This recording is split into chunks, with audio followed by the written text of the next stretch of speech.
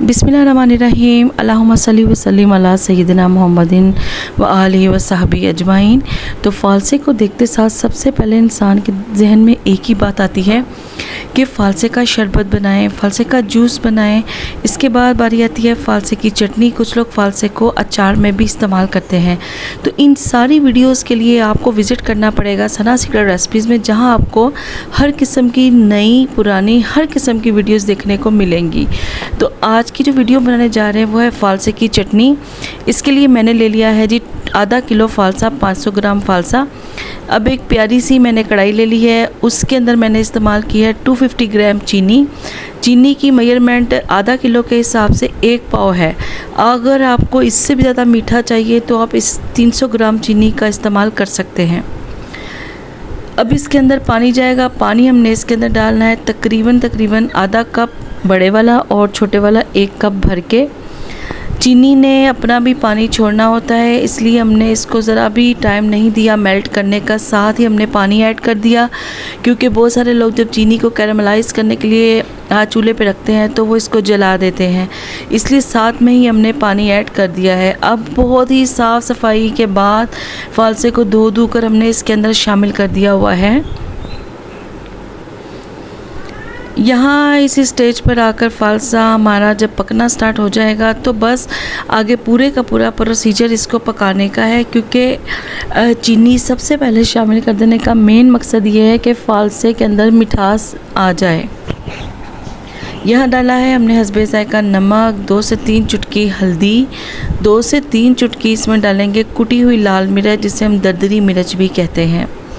बहुत ही कम इंग्रेडिएंट्स के साथ बहुत ही आसानी के साथ बन जाने वाली आज जो मैं वीडियो आपके साथ शेयर कर रही हूँ वो है फ़ालसे की चटनी। बहुत ज़्यादा मज़े की बनेगी। इसको आप मॉर्निंग में जैम की जगह भी यूज़ कर सकते हैं। तो फ़ालसा यहाँ देखिए अपना कलर चेंज करना स्टार्ट कर दिया हुआ है। फ़ालसा पक रहा है। मीडियम आंच पे मैं इसको पका रही हूँ। आग ने देखिए तेज़ी दिखाई है, पानी बॉयल होना शुरू हो गया है। बस इसी तरह अब हमने इसको पकाते जाना है और चम्मच के साथ हिलाते जाना है जब तक कि ये गाढ़ा नहीं हो जाता। गाढ़ा देखिए फ़ालसा हमारा काफ़ी हद तक हो चुका है, एक चाशनी सी बन गई है। इस स्टेज पर आकर हमने ये 2 बातें सोचनी है कि बहुत सारे लोग बहुत थिक सी फ़ालसे की चटनी पसंद करते हैं। कुछ लोग चाहते हैं कि उसके अंदर थोड़ा सा लिक्विड फॉर्म हो या देखें जैसे चाशनी टाइप हो। तो यहाँ इसकी चाशनी देखें कुछ इस तरह की है, ना बहुत गाढ़ी ना पतली, क्योंकि जब इसने ठंडा हो जाना है तो इसने और ज़्यादा थिक हो जाना है। तो यहाँ इस स्टेज पर आकर हमने इसको चूल्हे से रिमूव करना है, लेकिन उससे पहले इसको हमने एक फ़ाइनल टच लगवाना है। चूल्हे पे आग को थोड़ा सा हम तेज़ करेंगे। पहले इसको हिला जुला लेते हैं अच्छी तरह से, चारों तरफ से पहले इसको एडजस्ट कर लेंगे।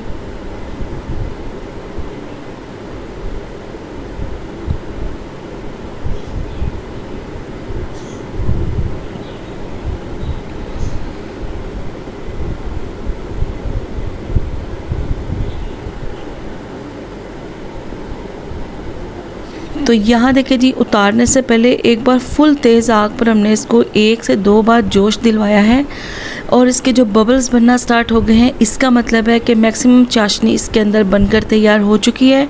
क्योंकि पानी का एक कतरा भी ऊपर नज़र नहीं आ रहा सिवाय बबल्स के।